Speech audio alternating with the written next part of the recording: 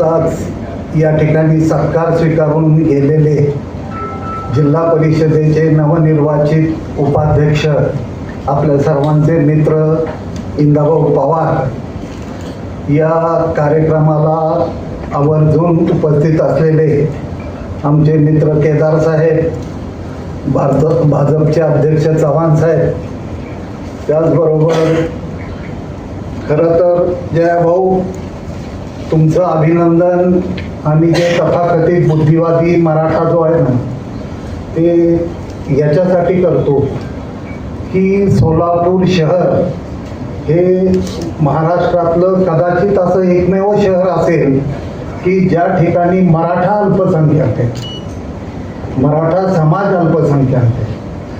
आणि आजवर सोलापूरच्या इतिहासात गेल्या 50 वर्षात अनेकदा मुंबईहून बंद पाकिट येणं आणि त्या बंद पाकिटात महापौरांचं नाव असणं, बंद पाकिटं मराठा नेत्यांनी पाठवणं, पण कधीही मराठा समाजाचे या शहरात एवढे नगरसेवक निवडून येण्याचा इतिहास घडला नाही.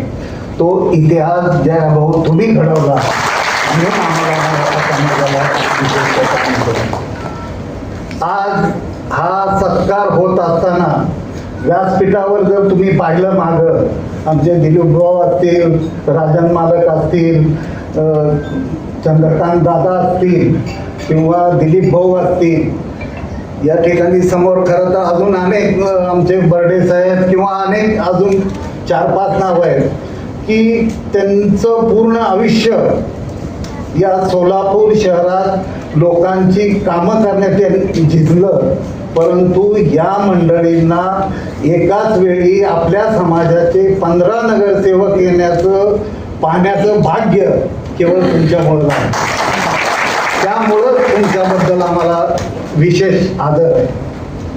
आणि मी एक पत्रकार म्हणून हे देखील आवर्जून सांगतो की महाराष्ट्रातल्या तमाम पत्रकारांच्या वतीनं डिजिटल मीडिया संघटनेच्या राष्ट्रीय कार्यकारिणीच्या वतीनं आमच्या मनीष केत या पत्रकाराला तुम्ही नगरसेवक केलं त्याबद्दल देखील आम्ही लाख धन्यवाद. या मराठा समाजाच्या वेदना किंवा मोर्चानंतर खरं तर मराठा समाजात जे जे पुढं गेलेले आहेत, पुढं जात आहेत, त्यांनी आपली जात कधी कुणाला सांगितली नाही किंवा मी मराठा आहे म्हणून कुणावर तरी अन्याय केला अशी मराठा समाजाची उदाहरणं तुम्हाला कुठल्याही क्षेत्रात सापडणार नाही. राजकारणात सापडतील त्याला तुम्ही जबाबदार, परंतु तमाम मराठा समाज किंवा सकल मराठा समाज म्हणून महाराष्ट्रात तुम्ही कुठेही पाहिलं तर ज्या ज्या मराठ्यांची प्रगती झाली आहे ते सर्व मराठे सर्व जाती धर्मांना सोबत घेऊन पुढे चालले. दुर्दैवानं 2017 नंतर ज्यावेळी सकल मराठा समाजाचे मोर्चे महाराष्ट्रात निघाले आणि त्या मोर्चानी मराठा समाजाची शक्ती महाराष्ट्राला दाखवली, त्यानंतर मात्र अनेक क्षेत्रात मराठा समाजाची पुढं जाणारी जी तरुण मंडळी होती त्यांना काही क्षेत्रात मागं खेचण्याचं काम इतर समाजांनी एकत्र येऊन केलं. हे कटू सत्य आहे आणि हे शल्य या समाजाला सतत बोचत राहतं. हे देखील आजच्या या कार्यक्रमाच्या निमित्तानं मी आपल्या पुढं मांडू इच्छितो. आमच्यामध्ये दोष आहेत. आमचे काही बांधव चुकीचं वागत असतील, आम्ही चुकीचं वागत असू, परंतु आमची मनं निर्मळ आहे. आमची भांडण्यातली तीव्रता मोठी असेल परंतु आमचं मन साफ आहे.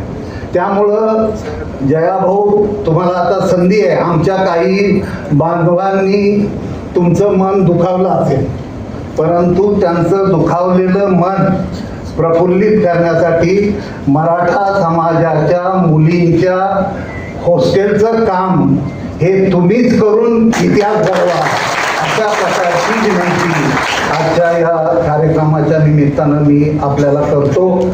त्याचबरोबर मराठा समाजाला देखील मी एक मराठा समाजातला एक पत्रकार म्हणून हात जोडून विनंती करतो की आरक्षणासंदर्भात आपले मनोज दादा, आपल्याला आठवत असेल की मनोज दादाचं आंदोलन सुरू झाल्यानंतर शाब्बास मनोज दादा असं शीर्षक देऊन राज्यात पहिलं आर्टिकल लिहिणारा पत्रकार, थोडा आत्मस्तुती होईल परंतु मी आहे, आणि चुकीच्या दिशेनं चालल्यानंतर देखील थोडं सबुरीनं घ्या असं लिहिणारा देखील पत्रकार मीच आहे. त्यामुळं मी अधिकारवाणीनं आपल्याला सांगू इच्छितो, आरक्षण तर आपल्याला पाहिजेच पाहिजे, परंतु या पुढच्या 5-25 वर्षाचा कानोसा घेऊन ज्या पद्धतीनं देवेंद्र फडणवीस देवाभाऊ पुढच्या म्हणजे 2047चा महाराष्ट्र, 2047चा भारत, त्याच पद्धतीनं आपण 2047चा मराठा कसा असेल याच्यावर चिंतन करून पुढे जाण्याची गरज आहे. भांडणं करणे इतकं सोपं काम सुटलंच नाही.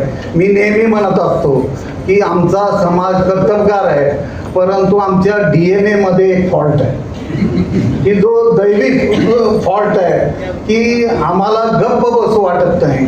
म्हणजे काहीतरी कुरबुर करून एकमेकाला शिव्या देऊन भाऊ या फॉल्टवर तुम्ही पांघरून घ्या.